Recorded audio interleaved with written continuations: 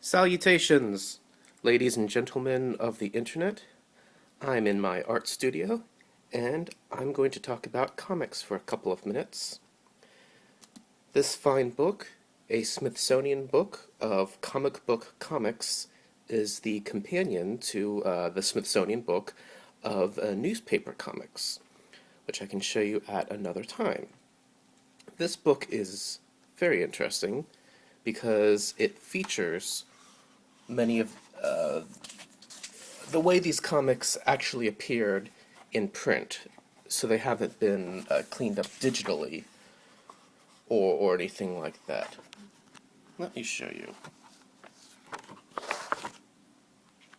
So this gives a good sample of the golden age of comics, the first appearance of Superman, Batman, a strip called Squiggly, Plastic Man, Captain Marvel, um,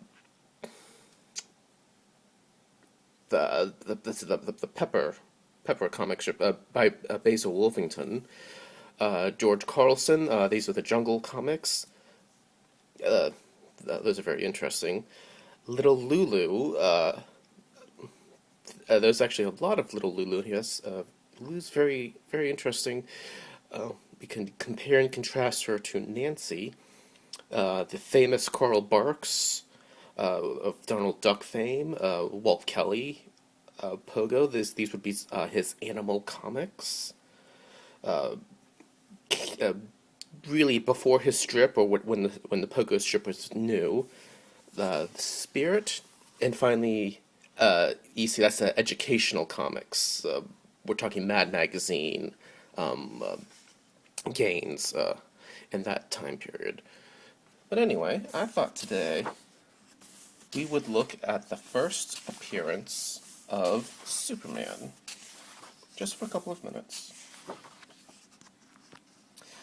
Now, we all know the basic story of Superman, and we've seen different versions of it, and people have spoken in depth about the ingredients that went into Superman. We talk about the heroic journey and what elements were added from the radio programs, what were added from the Schuster cartoons, and of course, there's generations of comic books and the films. We're all sort of aware of that. I just wanted to take a look at just these original strips by Siegel and Schuster. Siegel did the writing, and Schuster did the drawing. Although I wonder how much collaboration they had. It's possible that they traded ideas with each other. It's possible that Siegel might have helped maybe to work on the blacks. Maybe it's a collaboration. Something that's very interesting about these early strips is that they are actually newspaper strips. They pitched this as a newspaper feature, and when it was printed in Action Comics, it was rearranged, and you can see some parts were added, some panels were added. So, for instance, on this first page, um, well, this is an origin story, so maybe this isn't such a good uh, example, but see, this might have been a daily strip right here, and then this was a daily strip that was cut in half, and then this was a strip. This is actually the format that we see in Pogo books, where it's a daily, and then half, and then a daily, and then sometimes there are extra elements to fill it in. But anyway, Superman didn't just come out of the void. There were precursors, not just in mythology, but in pulp fiction. The Scarlet Pumpernickel, for instance, John Carter of Mars, a little bit of Tarzan.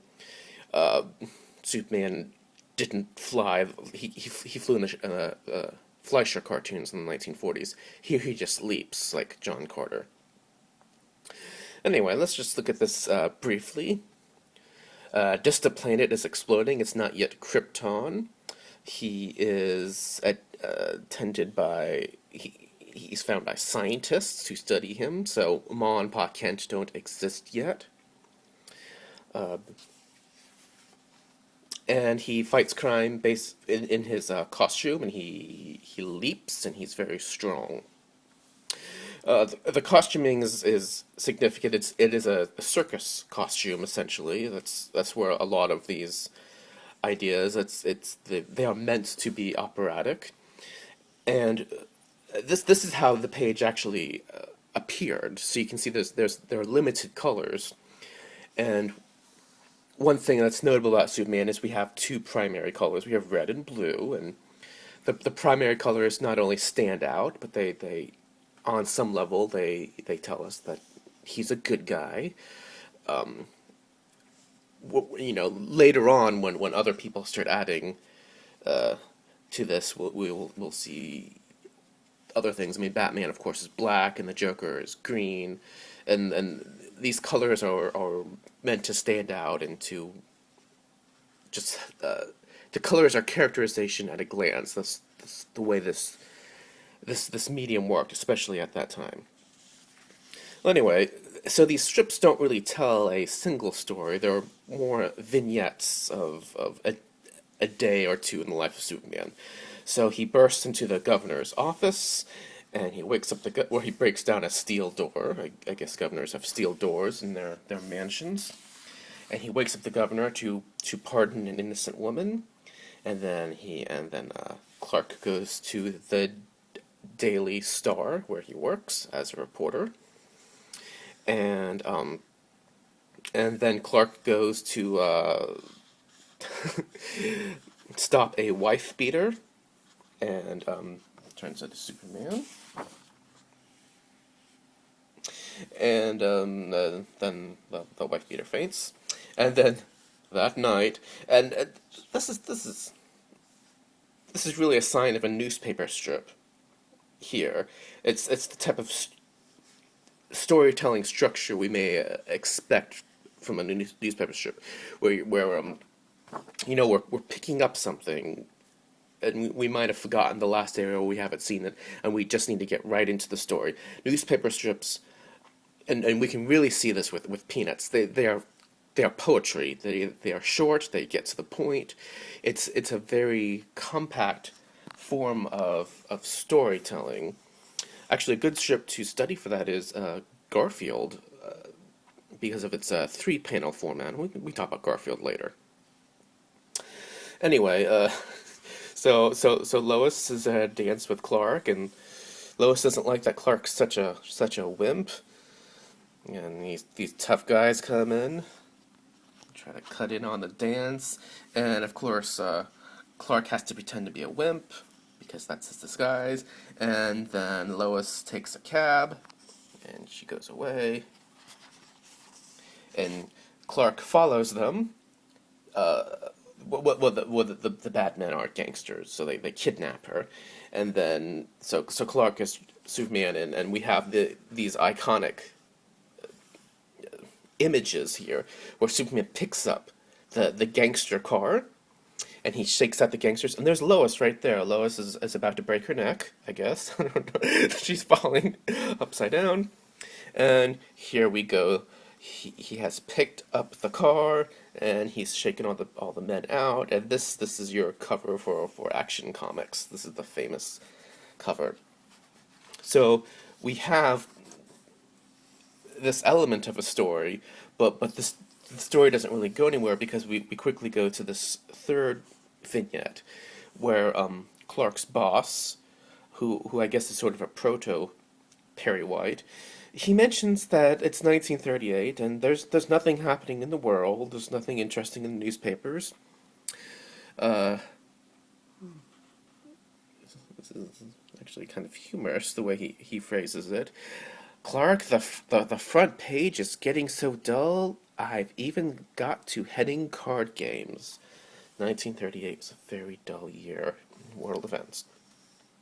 So Clark is in search of a story, and he ends up going to Washington, D.C., and confronting this kind of a criminal lobbyist gangster guy, and of course Superman doesn't fly yet. He just bounces very high, and so he picks up the guy, and he's leaping all around, and we're at a oh no, what's going to happen? We're at a cliffhanger. And so begins the startling adventures of the most sensational strip character, because he's not a comic book character yet, of all time, Superman, only in Action Comics, because he is a comic book character. Anyway, it's very interesting to see the origin of things and to study the influences. But I really just want to take a moment to talk about the artwork, because a lot of people talk about the origins of Superman and all of that. But I want to point out that Siegel and Schuster were very young when they created this. They were basically teenagers. They had already contributed to some magazines before, and I mean, for you're just looking at Schuster's art, we'll just say he drew everything. This is very good. I mean, this is excellent. This is quite wonderful, and it's heartening to see how well he did. I'm guessing he was self-taught.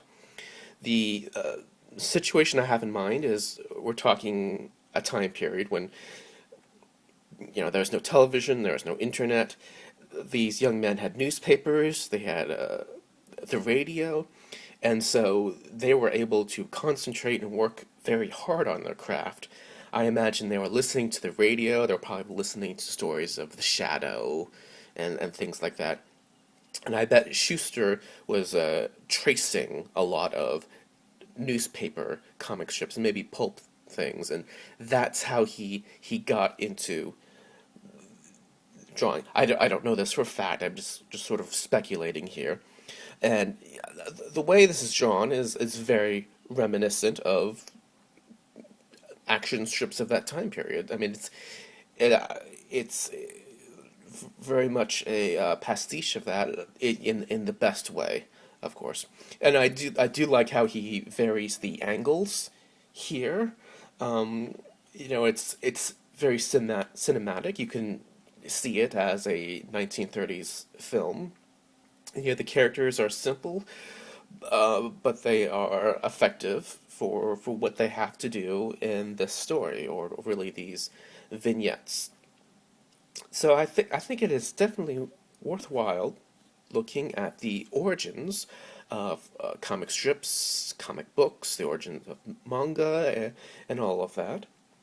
Anyway, I'm going to sign off. I'm here in the art studio. This is what I was working on yesterday. I penciled in this page while I was actually listening to some episodes of The Twilight Zone. I penciled this in, did a little bit of inking, and today I'm going to finish inking this page. And I suppose we can talk about the origins of comic books next time. So, farewell.